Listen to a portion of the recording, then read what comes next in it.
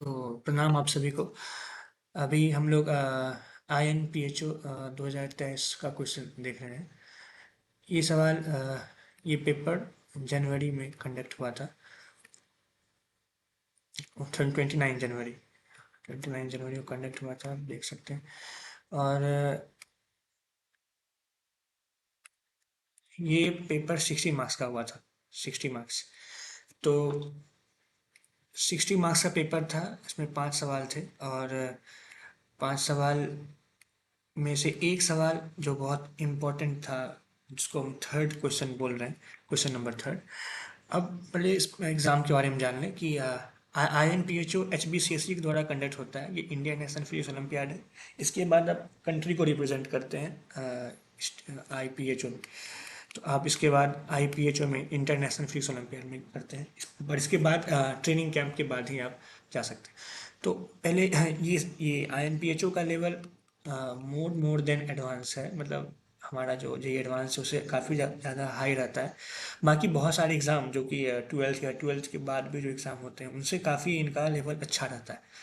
हाँ, पर आप इसका मतलब ये नहीं कि अगर एक क्वेश्चन आसान है तो आप ये बोल दो कि क्वेश्चन पेपर आसान है या आपको पेपर टफ। ऐसा नहीं। ओवरऑल यहाँ पे 60 मार्क्स में अगर आप 50% is means you are selected. 30 marks means you are selected in for training camp. कुछ पेपर्स जैसे कि 2020 या 2021 के पेपर ऐसे भी थे जिनमें कि 15 मार्क्स 30 मार्क्स बहुत अच्छा अच्छा, मतलब हाईली सिक्योर आप कर सकते थे अच्छा रैंक के साथ। ट्रेनिंग कैंप में जा सकते थे। तो 3 घंटे का पेपर है। ऑब्वियसली 3 घंटे का पेपर होता है। और फिर IPHO जो होता है वो 6 आवर का पेपर होता है। उसमें 6 प्रॉब्लम्स होते हैं 3 3 के सेट में। पर ये पेपर 3 घंटे का है। उसमें से अब ये जो कोई इंस्टीट्यूट नहीं बनाता इस पेपर को। ये कुछ प्रोफेसर्स HBCSE में बैठ के वहाँ पे पेपर डिज़ाइन करते हैं और फिर बच्चों को नए प्रॉब्लम्स के साथ दिखाते हैं कि किस टाइप से फिजिक्स को एंजॉय कर सकते हैं। पर हम लोग अभी मेजर कंसर्न है कि हमें क्वेश्चन नंबर थर्ड को देखना। अब क्वेश्चन नंबर थर्ड इम्पॉर्टेंट इसलिए हो जाता है कि 60 मार्क्स के पेपर में आपका 16 मार्क्स यहीं से आ जा रहा है। और ये पूरा क्लास 12 फिजिक्स के बेसिस पे है। इवन हम बोलेंगे कि अगर आपको थोड़ा सा भी नॉलेज है तो ये सवाल आप बना सकते हैं, but it required some patience.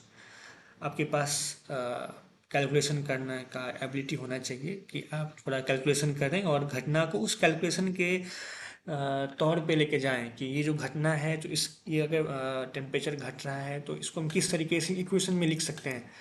आपको इक्वेशन फॉर्मिंग ही करना है और अधिक कुछ नहीं करना है। टॉपिक भी है वर्क इन प्रोग्रेस। पर हमें पता नहीं है कि कितना वर्क हुआ है, तो हमें वो फाइंड करना है। तो इसलिए क्वेश्चन में है कैलकुलेट द W मैक्स। तो ये प्रॉपर 16 मार्क्स का क्वेश्चन है। इसमें आपको अगर आप पूरा सॉल्व करते हैं तो ऑब्वियसली 16 मार्क्स मिलेगा। तो हम अब इस क्वेश्चन को गो थ्रू करते हैं। देखिए, सबसे इम्पॉर्टेंट बात है इस क्वेश्चन में, जब आप क्वेश्चन पढ़ेंगे तो ये आइडियल गैस कहने का मतलब है कि हमारे पास जितने भी आइडियल गैस के लॉ हैं, जैसे कि PV equal to NRT, Charles law, Boyle's law, जितने भी आपके पास थ्योरी हैं थर्मोडायनेमिक्स के, जितने भी हैं सब आप लगा सकते हैं। इसमें कोई दिक्कत नहीं है। और फिर 1 मोल, हम लोग कुछ भी काम कर रहे हैं तो हमें नंबर ऑफ मोल्स पता होना चाहिए। तो 1 मोल है और ये मोनोटोमिक गैस है। मतलब डिग्री ऑफ फ्रीडम इसका आपको 3 दिया हुआ है। अब linear process, through a linear process. अब लीनियर प्रोसेस बहुत लोग नेगलेक्ट कर देंगे, अरे यार ठीक ही लिखा हुआ है। कर्व में भी PV वर्सेस का जो कैरेक्टरिस्टिक कर्व है उसमें दिया हुआ है कि V और VB स्ट्रेट लाइन है। A और PB पॉइंट को जब मिला रहे हैं PV कर्व में तो क्या ही फर्क पड़ता है। पर इसका बहुत इंपॉर्टेंट है। इसका बहुत इंपॉर्टेंट है। ये खुद में 50% क्वेश्चन को सॉल्व कर देता है। अब एक लाइन लीनियर प्रोसेस से अगर 50% सवाल सॉल्व हो जाए तो बहुत बड़ी बात है। From A to B as shown in the pressure volume diagram. The temperature A is at A is TA 2227 degree Celsius. मतलब अगर आपको ये सारे कैलकुलेशन आपको केल्विन में करना है तो आपको टेम्परेचर एट A को पहले 500 केल्विन लिख देना है, सही रहेगा। The process is such that the temperature decreases. अब यहाँ से आपका प्रोसेस डिफाइन होना शुरू हुआ है कि प्रोसेस हम कैसा कर रहे हैं, जो वर्क इन प्रोग्रेस का जो टॉपिक है इसमें कैसा वर्क प्रोग्रेस में है। तो the temperature decreases and the heat is continuously supply to the gas. अब यहाँ पे दो बात, हमने टेम्परेचर घटा रहे हैं, टेम्परेचर डिक्रीज हो रहा है, वॉल्यूम बढ़ रहा है, वॉल्यूम बढ़ रहा है, टेम्परेचर डिक्रीज हो रहा है, और हम हीट सप्लाई कर रहे हैं। पर एक बात यहाँ सोचने वाला बात है कि अगर टेम्परेचर डिक्रीज हो रहा है इसका मतलब इंटरनल एनर्जी भी डिक्रीज हो रहा होगा। बिल्कुल। अब हम हीट सप्लाई कर रहे हैं तो वो हीट सप्लाई टेम्परेचर सॉरी जितना आपका इंटरनल एनर्जी डिक्रीज हुआ उसके बराबर नहीं था, तो ही आपका टेम्परेचर कांस्टेंट नहीं रहा, वो डिक्रीज होते रहा। मतलब कहने का मतलब ये है कि अगर आप उतना ही हीट दिए होते जितना इंटरनल एनर्जी डिक्रीज हुआ है, तो इसका कभी ना कभी ऐसा हो ही नहीं सकता ऐसा टेम्परेचर कांस्टेंट ना हो। टेम्परेचर कांस्टेंट तभी भी रहता, पर क्योंकि टेम्परेचर डिक्रीज हो रहा है इसका मतलब ये है कि हम जो हीट दे रहे हैं वो इंटरनल एनर्जी जो चेंज हुआ उससे कम है। ये भी सही है, पर इसका कोई फ़ायदा है या नहीं ये आगे देखते हैं। बट ठीक है, इतना हम बता सकते हैं कि टेम्परेचर डिक्रीज हुआ है, इंटरनल एनर्जी घटी है, और हमने हीट दिया तब भी टेम्परेचर डिक्रीज हो रहा है थ्रू आउट द प्रोसेस। इसका मतलब ये है कि हमारा जो हीट दिया गया है फ्रॉम एक्सटर्नल सोर्स ये कम है, इतना ज़्यादा भी नहीं है कि हम उसका टेम्परेचर को कांस्टेंट रख सकें। अब देखिए the ratio of the specific heat, कोई मतलब नहीं सब पढ़ने का। 5/3 देखा आपने, तो CP/CV 5/3 गामा, मतलब हमारा गामा जो है वो 5/3 दिया हुआ है। ठीक है, ये तो होता भी है वैसे, आप डिग्री ऑफ फ्रीडम से निकाल भी सकते हैं। 5/3 इंटू गामा, 5/3 हम लोग डिग्री ऑफ फ्रीडम से आप कैलकुलेट कर सकते हैं कैसे आए, और इसको ही हम लोग गामा भी बोलते हैं।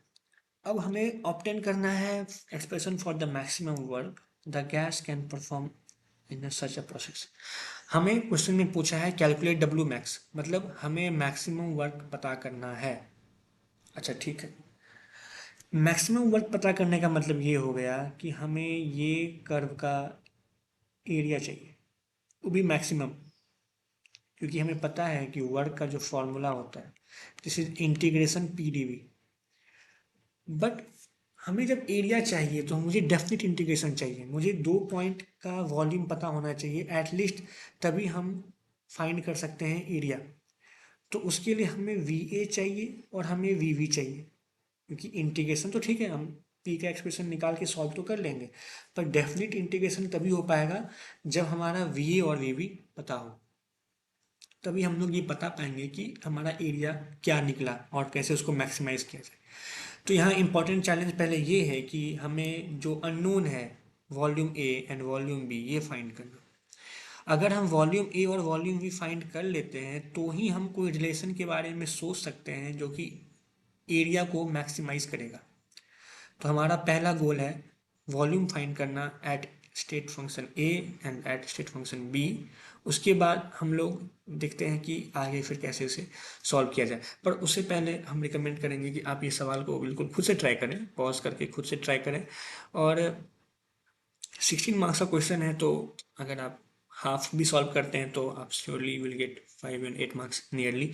पर अगर आप इसे सॉल्व कर रहे हैं तो एक बात मन में जरूर ध्यान रहे कि ये पेपर INPHO का है, जरूरी नहीं है कि आप जो सवाल बनाने जाएंगे वो बन ही जाए। अगर बन गया इट्स वेरी गुड, अगर नहीं बना तो सैड नहीं होना है कि अरे यार नहीं बना, इतना आसान सवाल था। सवाल आसान नहीं है, वो एग्जाम हॉल के प्रेशर में कभी कभी बनता भी है, कभी नहीं भी बनता है, पर अगर आप घर में बैठ के बना रहे हैं हो सकता है बन भी जाए, हो सकता है ना भी बने, पर सैड नहीं होना है कि अरे यार नहीं बना। इम्पॉर्टेंट बात यह है कि INPHO और INMO टॉप 30 बच्चे को चूज करता है ऑल ओवर इंडिया, तो आप ये एक्सपेक्ट मत कीजिए कि आपसे सवाल बन ही जाएगा। पर हाँ, पेशेंस के साथ सवाल सॉल्व करने का एक हिम्मत होना चाहिए कि हाँ अगर सवाल नहीं भी बन रहा है तो हम अपना एफर्ट दे सकते हैं। हम इजीली बोल सकते हैं जो बच्चा को कुछ नहीं पता है, कुछ नहीं पता है थर्मोडायनेमिक्स का बेसिक्स लॉ पता है, अगर वो 1 घंटे बैठ के बनाए तो आराम से सॉल्व कर सकता है। आज जिसे सब कुछ पता है या ठीक है यार हमें सब कुछ पता है, हम तो उसमें अच्छा लेवल पे क्वेश्चंस किए हुए हैं, तो I think 10 to 5 minutes is sufficient for this question for obtaining 16 marks. So I will recommend कि आप पॉज करें और उसको गो थ्रू करें। सब कुछ मैंने डिस्क्राइब कर ही दिया क्या क्या है। हाँ, उसके आने के बाद अगर अब नहीं बना तो भी ठीक, पर अगर बन गया तो एक बार सॉल्यूशन देखने में कोई दिक्कत नहीं है। तो आई होप आप पॉज कर दिए होंगे, तो हम अब सॉल्यूशन के आगे बढ़ते हैं। तो ठीक है, तो हमारा क्वेश्चन को हम लोग फिर से देखें, एनालाइज करें थोड़ा सा। सबसे पहले हम लोग ये कर्व देखते हैं। This is P versus V curve, straight line है, और ये वॉल ए है, ये बी है। Temperature at A is given 500 kelvin. अब देखिए, ज़रूरी है आपको, अगर किसी टेम्परेचर नहीं मालूम होगा तो आप फिर करोगे क्या? एक भी पॉइंट का प्रोसेस में टेम्परेचर मालूम होना बहुत ज़रूरी होता है, क्योंकि टेम्परेचर अगर नहीं पता पाएंगे तो फिर हम लोग जो रेफरेंस कहाँ से लेंगे कि कहाँ कितना चेंज हुआ टेम्परेचर। कुछ एक कांस्टेंट तो होना चाहिए, अगर सब वेरिएबल रहेगा तो क्वेश्चन सॉल्व ही नहीं होगा। तो टेम्परेचर ए पता है हमें, हमारा पहला काम है एरिया निकालने से पहले वॉल्यूम ऑफ ए निकाले एंड वॉल्यूम ऑफ बी निकाले। तो वॉल्यूम ऑफ ए कहने का मतलब lower bound volume, and volume of B कहने का मतलब अपर बाउंड वॉल्यूम। उसके सबसे पहले हम अभी वहाँ वो लीनियर वाला बात, ये लीनियर है, तो लीनियर है तो लीनियर इक्वेशन भी हम लोग लगा सकते हैं। तो लीनियर इक्वेशन लगाने के लिए क्या करना है, सिंपल सा, आपको एक कोई भी ऐसा कर्व मान लेना है minus A V plus B, क्योंकि ये पी वी कर्व है तो हम अब बोलोगे यार निगेटिव ए कहाँ से आ गया, ये बी पॉजिटिव है। जस्ट फॉर कन्वीनियंस ऐसा लिखा गया है, ताकि आप ये समझो कि स्लोप तो निगेटिव होगा, स्लोप तो निगेटिव होगा। इसका मतलब ए हमारा कैसा होगा, पॉजिटिव। ए को यहाँ पॉजिटिव होना पड़ेगा। और बी मेरा क्या है, पी इंटरसेप्ट, मतलब at volume V equal to zero, P equal to B होगा, मतलब यहाँ कहीं हमारा बी आएगा, वो बी भी क्या है, पॉजिटिव है। तो हम लोग लिख सकते हैं A and B are positive constants, A and B are positive constant. खुद के कन्वीनियंस के लिए, ऐसा जरूरी नहीं है कि आपको माइनस ए ही लिखना है, सवाल को आप एम एक्स प्लस सी से भी कर सकते हो, क्या ही दिक्कत है। बट एक कन्वीनियंस के लिए हम लिख रहे हैं कि A is positive and B is positive, क्योंकि अभी कैलकुलेशन करना है तो फिर पता तो होना चाहिए कि कौन सा कांस्टेंट कैसा है। तो ठीक है, अभी आगे बढ़ते हैं। तो हम एट ए, क्योंकि आइडियल गैस है, पहले ही बता चुका हूँ कि आइडियल गैस है, तो हम आइडियल गैस का इक्वेशन एट ए लगाएंगे। एट ए हमें पता है कि P A equal to V A equal to R T. अब देखिए, पी ए को कैसे लिख सकते हैं हम लोग, minus A V A into B, तो V A into minus A V A plus B equal to R T. अब यहाँ से क्वाड्रेटिक बनेगा, तो minus A V square plus V V A equal to R T. अब हम बताते हैं कि क्यों जरूरी था टेम्परेचर ऑफ एट ए का। अगर हमें टेम्परेचर ऑफ एट ए नहीं पता होता, चलिए आर मुझे पता है, ए बी अभी नहीं पता है, ए बी मुझे नहीं पता, चलिए आर्बिट्री कांस्टेंट है तो कांस्टेंट को कांस्टेंट मान के चलते हैं कि पूरे प्रोसेस में ये बदल नहीं रहा है। टेम्परेचर एट ए अगर मुझे पता होता तो मैं आराम से वी, अगर ए नहीं पता होता तो मैं वी ए का क्वाड्रेटिक इक्वेशन सॉल्व नहीं कर पाता। पर देखिए, यहाँ पे क्वाड्रेटिक इक्वेशन सॉल्व करना एक मूर्खता होगा, क्योंकि इतना सारा नंबर है, उसको फिर हम लोग एक वो हमारा जो फॉर्मूला है वो क्वालिटी फॉर्मूला, उससे अगर निकालेंगे तो बहुत ज़्यादा मतलब दिक्कत आएगा। तो हम अभी क्या करेंगे, अभी के लिए बस इसको ऐसे लिख के भी छोड़ देते हैं कि आगे इसका यूज़ देखते हैं, कि कभी कभी हाथ चलाना भी बहुत इंपॉर्टेंट होता है, कि अच्छा देख के देखते हैं कि क्या हो रहा है। चलिए हम अभी इस वाले को ऐसे करके रख देते हैं, कि हो सकता है कि बाद में इसका यूज आ जाए। ठीक है, तो अब हम आगे बढ़ते हैं। आगे बढ़ने से पहले अब फिर से हम सोचते हैं कि हमने अभी क्या किया, हमने अभी at A ideal gas equation लगाया, एन इक्वल टू वन था, इसलिए लिखना तो मतलब कोई नहीं है। हमने एट ए हम आइडियल गैस इक्वेशन निकाले, और एक डिफरेंशियल एक सॉरी एक क्वाड्रेटिक इक्वेशन फाउंड किया। चलिए हम लोग अब आगे बढ़ते हैं और आगे बढ़ के अब आगे देखते हैं कि कैसे हम लोग आगे का मैनिपुलेशन को कर सकते हैं। तो आगे देखिए, अब हम एट ए लिखे थे, पर फॉर जनरल पॉइंट हम इस प्रोसेस में कहीं भी लगा सकते हैं ideal gas equation. P V equal to R T हो गया, और हमें पता है कि P इक्वल टू क्या था, minus A V plus B V plus B. तो V into minus A V plus V equal to R T. अब हम minus A V square plus V equal to R T लिख देते हैं। अब यहाँ बहुत इंपॉर्टेंट है कि हमें वॉल्यूम और टेम्परेचर के बीच में क्वाड्रेटिक रिलेशन आ गया, जो कि पहले भी आया था, पर वहाँ पे हमें वी ए के बारे में, एक खास पॉइंट के बारे में बात कर रहे थे, पर हम जनरल पॉइंट के बारे में बात कर रहे हैं।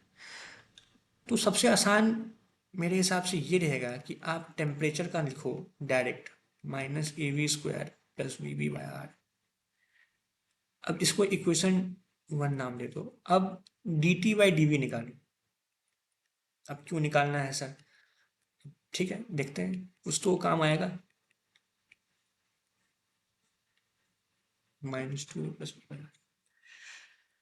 अब हमारा टेम्परेचर और वॉल्यूम का चेंज का रेशियो आया है।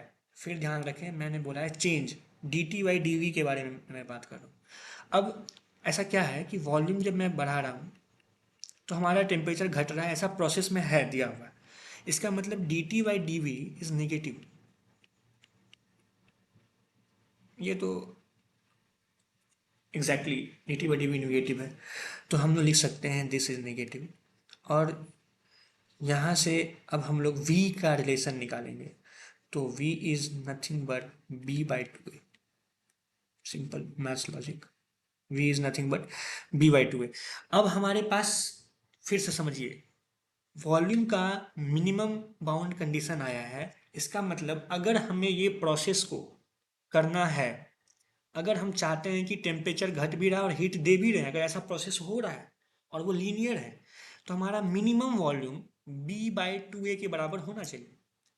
अच्छा सर, ठीक है, अगर ऐसा बात है सर, तो क्या हम यहाँ से एक बात सोच सकते हैं कि हमने तो जनरल पॉइंट के बारे में बात किया, हो सकता है ये v यहाँ का हो सकता है v यहाँ का हो, पर कैसे पता करें कि वर्क मैक्सिमम के लिए हमें कहाँ पे वो v को लेके जाना है।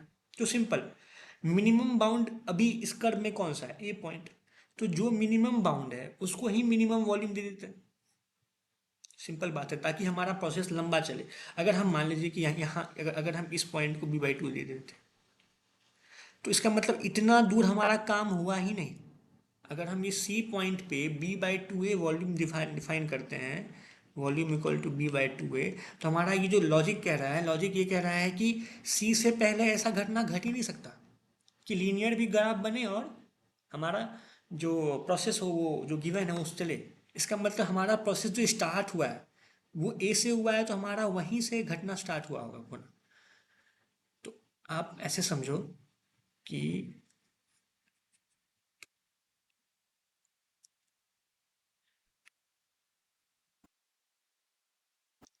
ये ए से जो बी वाला पॉइंट था, स्टार्टिंग पॉइंट क्या था, ए, तो घटना स्टार्ट कहाँ से हुआ है, ए से, तो ए का ही वॉल्यूम क्या हो जाएगा, बी बाई टू। क्योंकि उसके बाद अगर हम कहीं वॉल्यूम को बी बाई टू दिखाते हैं, इसका मतलब उससे पहले घटना हुआ ही नहीं, तो जहाँ से स्टार्ट हुआ था वही हमारा ए पॉइंट है, तो उसी का वॉल्यूम क्या होगा, बी बाई टू। तो आई होप आपको ये समझ में आया होगा कि मैं ऐसा क्यों बोल रहा हूँ, कि यहाँ से हम डायरेक्टली बोल सकते हैं कि V A equal to B by two. क्योंकि अगर इससे पहले वाला कोई पॉइंट लेते हैं, सी और डी समथिंग एल्स, इधर बाल वाला पॉइंट, तो उससे अगर वहाँ बी बाई टू दिखाते हैं, इसका मतलब उससे पहले कुछ हुआ ही नहीं था। तो हमें जहाँ प्रोसेस स्टार्ट हुआ है वहीं का नाम, वहीं का वॉल्यूम को बी बाई टू दिखाना पड़ेगा। इससे हमें एक अच्छा बात क्या पता चला है कि हमें एक वॉल्यूम फाइंड कर लिए जो हमें चाहिए था इंटीग्रेशन सॉल्व करने के लिए। तो अब हम लोग इसको रखते हैं और वी के बारे में सोचते हैं कि अच्छा वॉल्यूम एट बी क्या होगा, अपर बाउंड क्या होगा। देखिए हमारे पास एक और इक्वेशन बनेगा जो कि हम फर्स्ट लॉ से बनाएंगे। क्योंकि सिंपल है, थर्मोडायनेमिक्स का क्वेश्चन है तो लॉ तो लगाना है।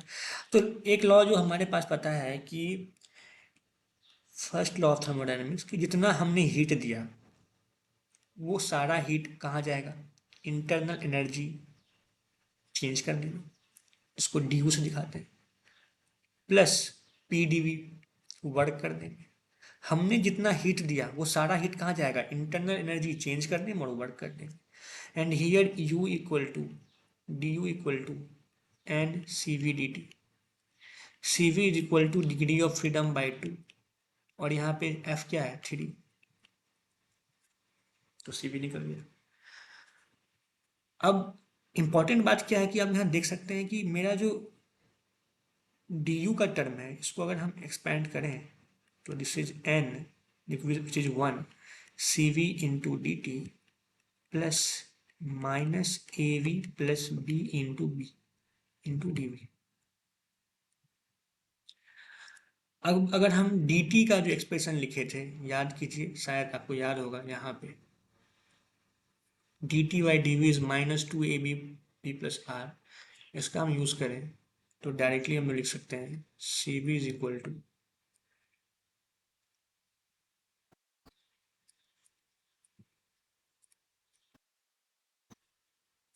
Plus B into R plus minus A V plus B into D.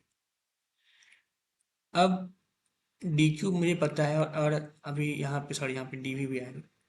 अब डी क्यू, अब सी वी का वैल्यू पुट कर देते हैं, तो this is 3r/2 minus 2ab plus B by R into D V plus minus A V plus V into D V. अब इसे linear differential equation, ये एकदम लीनियर डिफरेंशियल इक्वेशन है। अब डायरेक्टली इसको हम लोग यहाँ से D Q by D V निकालेंगे, जो कि आएगा 3/2 minus 2ab plus B plus minus A B plus B.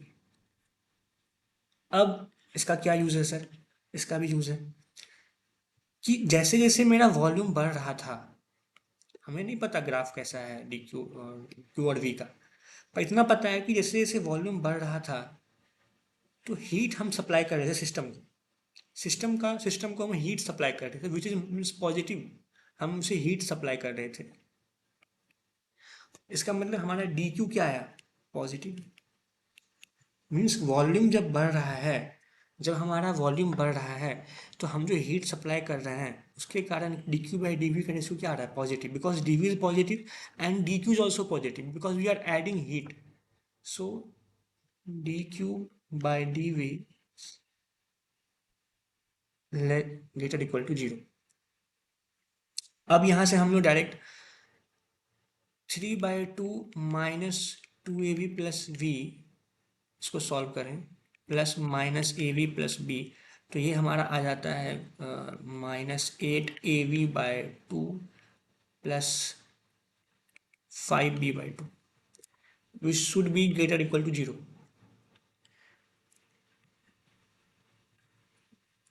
तो यहाँ से हमको वॉल्यूम आ जाएगा विच इज 5b/8,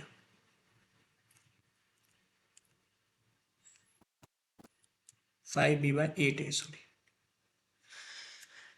तो इसका मतलब ये हुआ कि हमें अब अपर बाउंड पता चला है। ये अपर बाउंड जो है वो क्या है, 5b/8 है।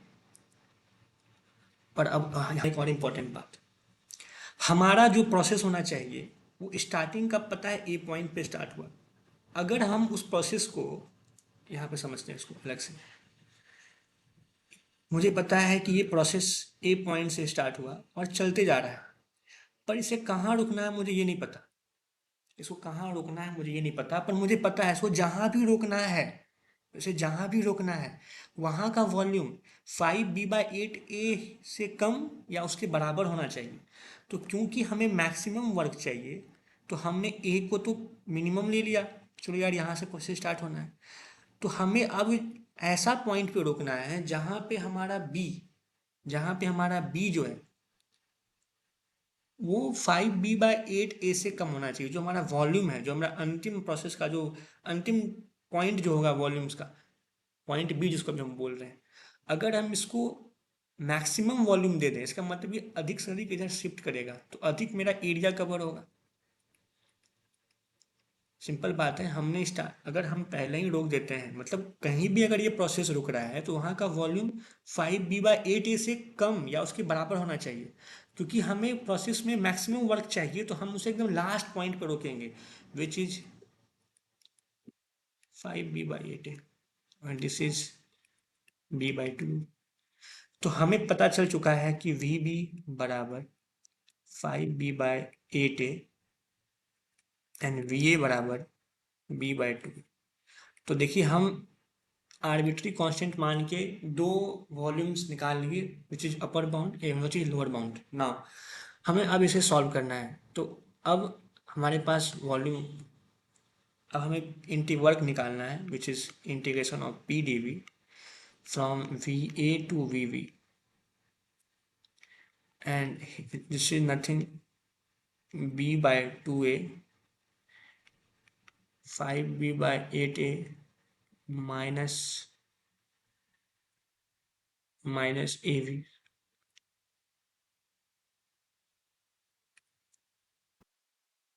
av plus b into D V. अब अगर इसको सॉल्व करते हैं आप, तो ये आ जाता है b/2a 5b/8a minus av² plus vv। अब अगर इसमें आप वैल्यू पुट करते हैं तो आपका आएगा आंसर 7b² बाय 12a। और अब सबसे ये हमारा डब्ल्यू मैक्स, हमारा ये डब्ल्यू मैक्स है। तो हमने वर्क मैक्स निकाल लिया जो कि हमारा 7b² बाय 12a है। पर सर अभी भी कुछ पॉइंट अभी बच गए। कौन सा पॉइंट सर? तो 7b² बाय 12a तो है, पर मुझे b और a पता कहाँ है? We don't know about b and a। तो हमने सबसे स्टार्टिंग में क्वेश्चन बोला था आपसे याद रखने के लिए, एट पॉइंट ए हमारा -av² a plus vva into R into 500 जो लिखा हुआ है। अब आप यहाँ देखिए, हमारे पास va पता है, हमारे पास va पता है, 500 पता है, आर पता है। तो हो सकता है हम इसे यहाँ फाइंड कर सकें। तो चलिए इसमें फाइंड करके देखते हैं कि क्या यहाँ से कुछ आंसर निकल रहा है। तो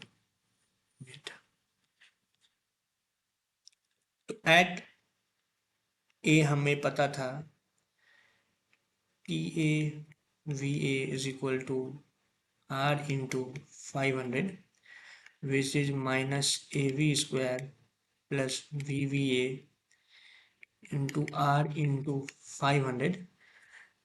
अब हमें va पता है b/2a, तो this is b² by 4a² b² by 2a R into 500। आप इसे अगर सॉल्व करते हैं तो यहाँ से आ जाएगा b² बाय 4a प्लस b²बाय 2a equal to R into 500। अगर आप यहाँ सॉल्व करते हैं तो ये आ जाएगा b²बाय 2a is equal to R into 500। Definitely अब आप सॉरी यहाँ पे हाँ 4 आ जाएगा, सॉरी। अब आपको कुछ आइडिया लग गया होगा कि अच्छा, हम तो यहाँ से b²बाय a का निकाल पा रहे हैं, which is 4 into R into 500। इसका यूज़ कहाँ था? इसका यूज़ था यहाँ पे 7b²बाय 12a में, क्योंकि हमें b²बाय a चाहिए था। तो work max is equal to 7/12 into b²बाय 4, b²बाय a which is equal to 7/12 into 500 into 4 into R. अब इसको अगर आप सॉल्व कीजिएगा, आर का वैल्यू 8.314 रखिएगा, तो आपका जो आंसर आएगा वो नियरली आएगा 909 जूल। डेफिनेटली ये आप कैलकुलेटर से भी कर सकते हैं या खुद से भी कर सकते हैं। तो ये सवाल अगर आपको 16 मार्क्स चाहिए तो आप डब्ल्यू मैक्स का इसका आंसर आ गया 909 जूल। तो डेफिनेटली बहुत आसान सवाल था, पर इस सवाल 16 मार्क्स का था क्योंकि इसमें कंसेप्चुअल क्लैरिटी चाहिए। अधिकतर इसमें एओडी का एप्लीकेशन अधिक था मैथ्स का, मतलब डिफरेंशियल पार्ट को कैसे आप हैंडल करते हैं, कैलकुलस पार्ट को किस तरीके से आप इक्वेशन फॉर्म करते हैं, टेम्परेचर और वॉल्यूम का एक डिफरेंशियल इक्वेशन, ताकि आप उससे ग्राफ बिना जाने भी आप उसके upper bound and lower bound को बना सके, और हीट के बारे में सोचें कि टेम्परेचर पता था वॉल्यूम के कारण। तो टी और वी के बारे में हम लोग निकाले। देखिए